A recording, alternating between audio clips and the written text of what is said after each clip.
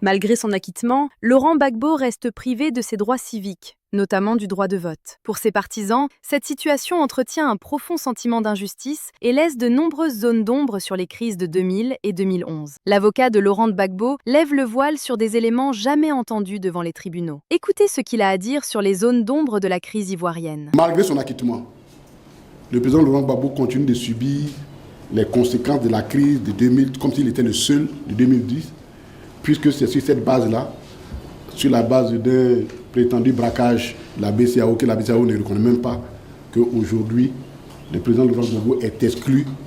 On lui refuse même le droit du vote, le droit élémentaire du vote. Donc finalement, c'est lui seul et son camp qui sont pires. Voici le rappel des faits. C'est-à-dire, toute cette kyrielle de faits n'a jamais connu la lumière de la vérité. Dans une république, dans un État, dans une nation, cela est dangereux. Ça donne un sentiment d'injustice.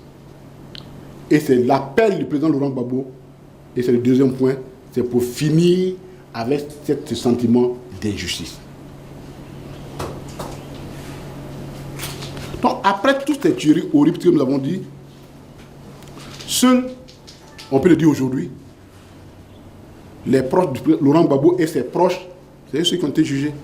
La dernière fois, on vous a situé, on vous a donné le nombre de personnes qui sont encore détenues à la suite de la crise de 2011, qui sont proches de nous, 114 militaires comme civils.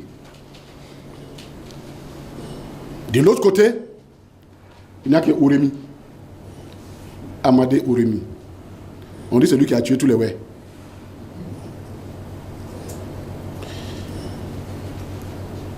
Et le tribunal correctionnel, le tribunal criminel l'a condamné à perpétuité, je ne sais même pas s'il vit encore, à perpétuité, et l'a reconnu coupable des faits de crimes contre les populations, pillage,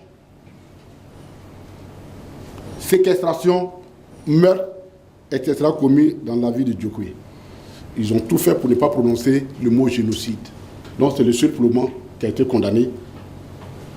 Et lui-même il dit, et ce sont les propos que je prends, ce sont les propos tenus par, rapportés par à l'AFP le 16 avril 2021, qui dit, Ourémi qui parle, je n'avais pas de fusil, je n'étais pas seul. Moi, en 2011, je n'avais pas de fusil, je n'étais pas seul. Il affirme avoir été sous la responsabilité des chefs militaires qui commandaient dans l'ouest de cette région. Ce sont ces propos qui ont été rapportés par l'AFP.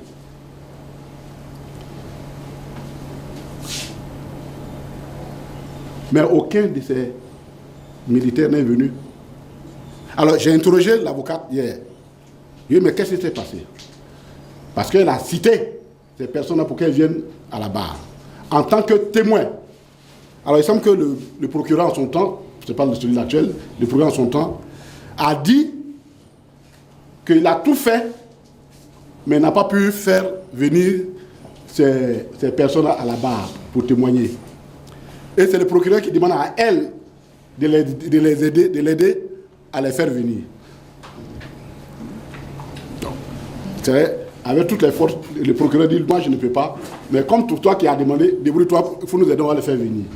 Donc, ils n'ont jamais comparu. Ce sont les propos du jour.